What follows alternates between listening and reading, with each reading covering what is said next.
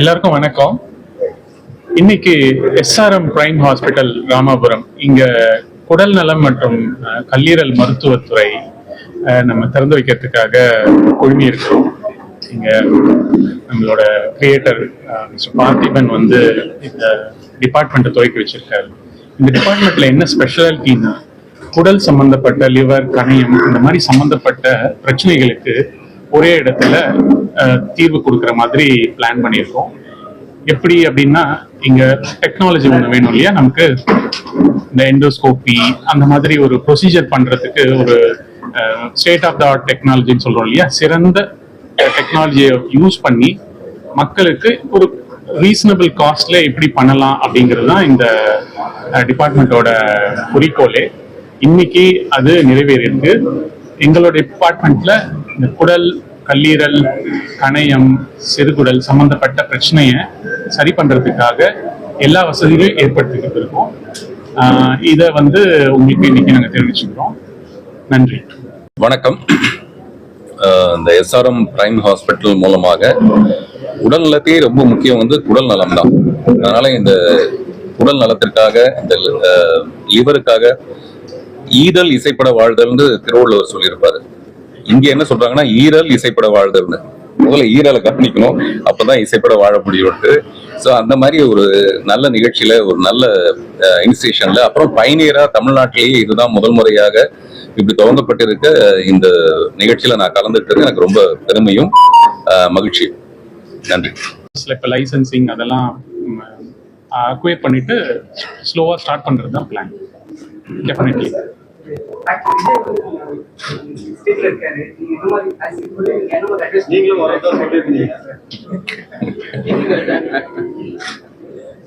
நான் வந்து ஏற்கனவே இது நிறைய தடவை மிஸ்டர் விஜயோடைய வரவை பத்தி பேசியிருக்கேன்.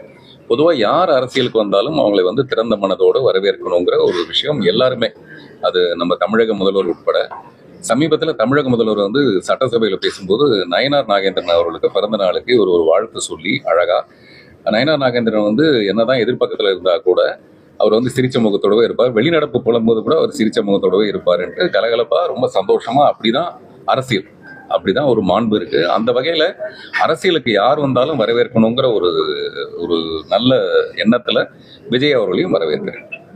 அந்த பேட்டியில வந்து நிறைய, இப்போ உதாரணத்துக்கு ஃபர்ஸ்ட் டே ஃபர்ஸ்ட் ஷோவை பேஸ் பண்ணி தான் ஒரு ஆர்டிஸ்டோட சேலரியே, அதாவது அவங்க எந்த ஸ்டார்டம்ல இருக்காங்கன்றதே வந்து ஃபர்ஸ்ட் டே ஃபர்ஸ்ட் ஷோ வச்சுதான் நிர்ணயிக்கப்படுது. அவர் எப்பவுமே வேற ஒரு உயரத்துல இருக்காரு, வேற ஒரு பார்வையில் இருக்காரு.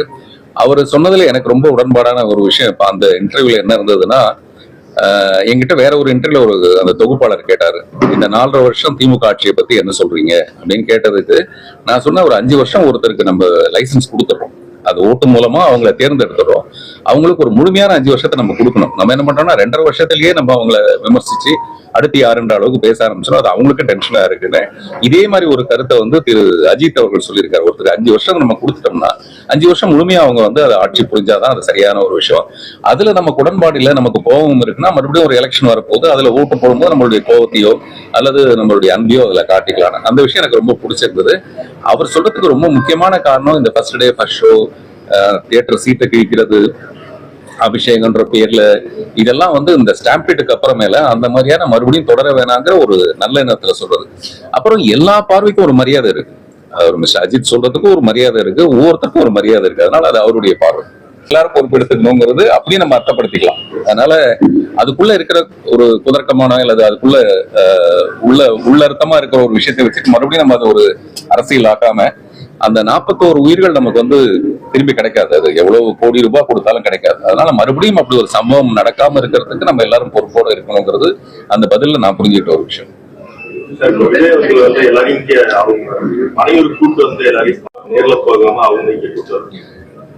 அதுதான் வேற ஒரு இடத்துல இந்த கேள்வி கேட்கும்போது நானா இருந்தா என்ன பண்ணிருப்பேன் அப்படின்னா, நம்ம பாட்டை வேஷ்டி எடுத்து கட்டிக்கிட்டு நேரா அங்க போய் அப்படிலாம் நம்ம வீராவேசமா யோசிக்கிறோமே தவிர, பட் பிராக்டிக்கலா பண்றதுங்கிறது அது முடியுமா, மறுபடியும் அது ஒரு ஸ்டாம்பீட்டு காரணமா இருந்துருங்கிறதுக்காக. அதே மாதிரி இப்ப அவரை மறுபடியும் அங்க அனுதாபம் தெரிவிக்கணும்னு போனா கூட கூட்டம் வர்றது அப்படி இருக்காது. அதனால இதுதான் சரி, அது தப்புன்ற ஒரு விஷயம் இல்லை, அவருக்கு அது சரின்னு படுது, அவர் அதை பண்றாரு, அதனால அது குடும்பங்கள் மகிழ்ச்சியா இருக்காங்க, அவ்வளவுதான் நமக்கு வேண்டியது. எனக்கு அந்த மாதிரி ஒரு அவசியம் இல்லை. ஸோ அதனால நம்ம சந்திச்சோம்னா டெஃபரெண்டா மகிழ்ச்சி தானே. இல்ல எனக்கு அந்த மாதிரி சந்திக்கிறதுக்கான ஒரு விஷயமும் இல்ல.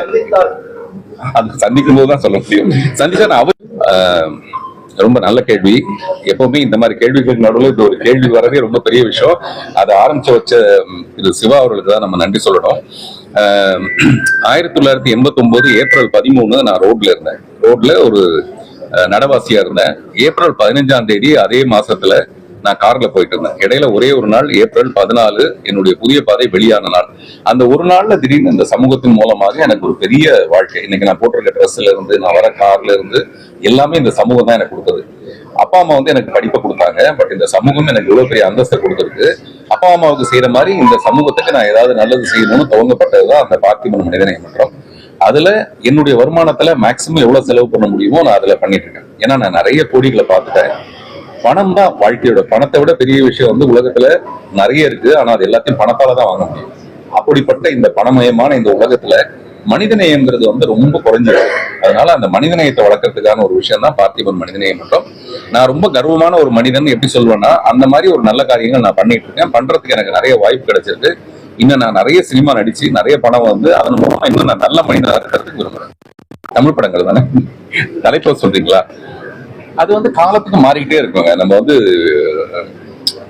இப்போ டியூடுன்னு ஒரு படம் வந்திருக்கு. அது சம்பந்தமான நிறைய விமர்சனங்கள்லாம் இருக்குது.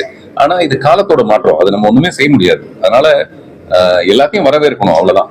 தமிழ்நாட்டில் இருக்கும்போது, தமிழ் தான் என்னுடைய பொழப்பா இருக்கும்போது, தமிழை நான் அழகா பேசுறதும் தமிழை வளர்க்கறதுக்கு நம்மளால முடிஞ்ச ஒரு சின்ன சின்ன விஷயம் நம்ம செய்யறது ரொம்ப அவசியமான ஒரு விஷயம். அது என்னுடைய பார்வை. பார்த்தேன்.